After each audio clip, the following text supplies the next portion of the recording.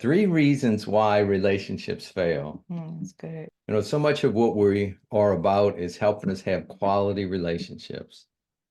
There's the 3 most important relationships is our relationship with God, our relationship with other people around us, and our relationship with ourselves. You do work in any one area, it's going to affect the other 2. If you work on your relationship with yourself, it's going to have a positive impact on your relationship with your spouse, those around you. And vice versa, you work on that relationship with them and it'll help you feel better about yourself. So those are all intimately connected in 2 ways. One, when we do those things, they all get better. When we neglect them, they all get worse. So I want to look at specifically our relationship with others, and it could be a spousal relationship, or it could be a friendship, or it could be a parental relationship. Any relationship that means a lot to you. And the number one reason why those relationships fail is unresolved issues. Yeah. And what happens is that as human beings, we will have problems. We will have times when I step on Holly Kemp's feet, she steps on my feet. And oftentimes it's not intentional. Sometimes when she's really tired and irritated, it is intentional. But most of the time it's not, and vice versa. But what do we do when that happens? When that happens, it creates a resentment. We need mercy. Yeah. And does the resentment get resolved? So when it doesn't get resolved, biologically, if you look at it, it's like a cancer.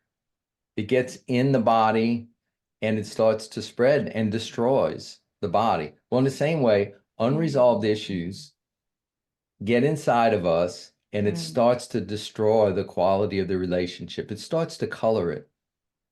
It starts to eat away, erode. Sometimes we have unresolved issues and go back decades.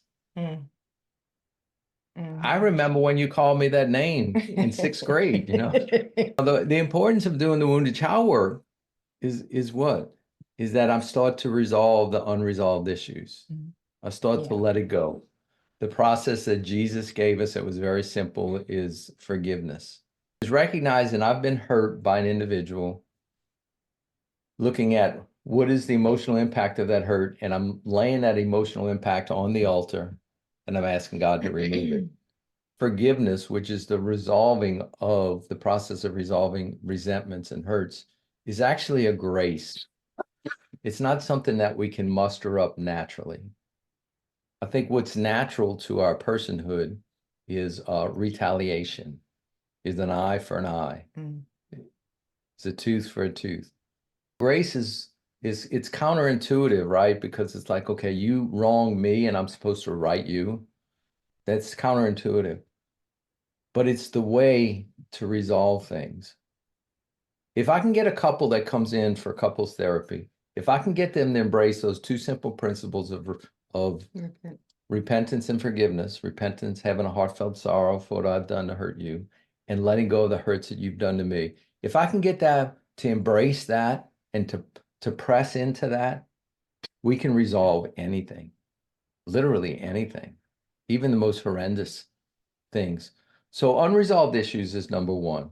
Holly Kim and I lead an online program called Transform You. It's an intensive online coaching program for individuals and couples. If that's something that you're interested in, click on the link below and we'll get you some information. Now back to the teaching. Number 2 is really lack of quality communication. But if Holly Kim hurts me, I need to have a means to be able to get to a place of resolution.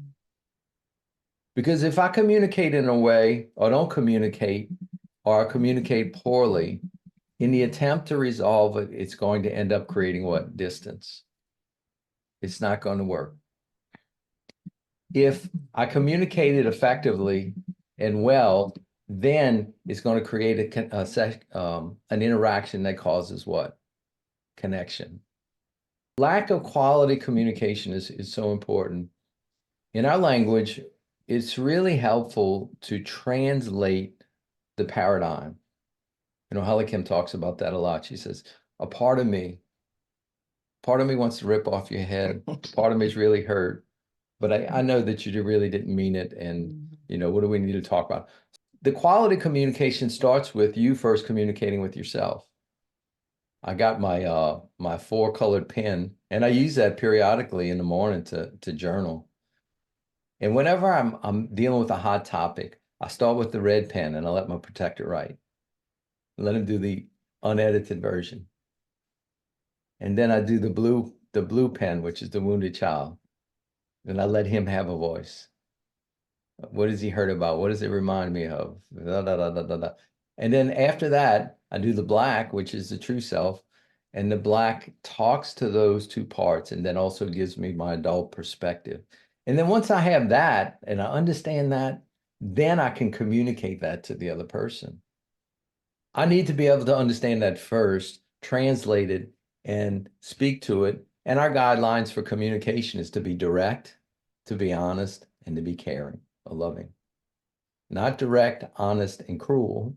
Right. Not direct, honest, and angry. Direct, honest, and caring. And all three are very, very important. The third thing that, in terms of marriages, that seems to be reasons why relationships fail is financial pressures.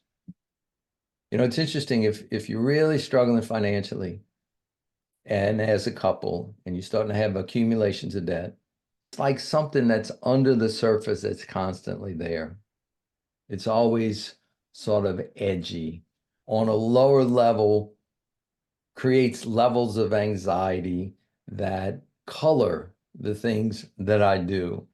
So many of us have gotten into large amounts of debt due to irresponsible spending and so forth. The economy struggle in the last number of years has created tension. That tension is almost like, trying to walk around and you got a rock in your shoe. It's there, it's bothering you, you need to get it out. But I'm trying to have a nice walk, and every step that I take, it's bothering me and so forth. And that's what financial strain I find is like a rock in the shoe that keeps you uncomfortable from really relaxing, and it has impact on relationship. There's lots of things we can say about becoming more fiscally responsible, but my encouragement is deal with it straight on, deal with it today. Put it on the table like everything else, and just start making a plan to work with it. One of the gurus around is a guy named Dave Ramsey. He's a good person to look up, but he's got a lot of sound ideas about fiscal responsibility, and perhaps there's many others. But those three things, if we learn to deal with our unresolved issues, if we learn to communicate clearly, we learn to have a hold as best we can financially, then it really takes away a lot of the things that destroy relationships.